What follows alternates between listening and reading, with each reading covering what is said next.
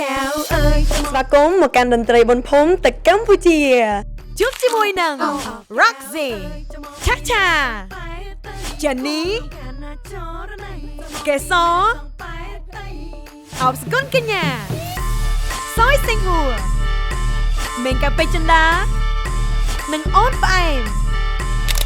នៅថ្ងៃទី6ចាប់ពីម៉ោង 6:30 នាទីល្ងាចតទៅលើកស្ទួយចលនាវប្បធម៌ស្លៀកក្បិនក្រាកន្ទេលមើលល្ខោនបុណ្យភូមិនៅថ្ងៃទី5ខោស្រមោលស្បែកធំនិងល្ខោនយីកេគួយខេត្តកំពង់ធំចាប់ពីម៉ោង 6:30 នាទីល្ងាចតទៅកុំភ្លេចចូលរួមលេងវាយក្អមប្រជាប្រិយមហាសំណាង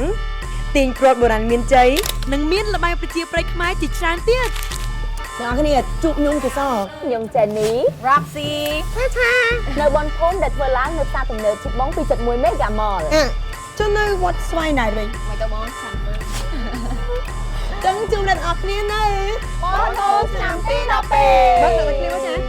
ចៅទៅទៅពីណាចង់បែកទៅ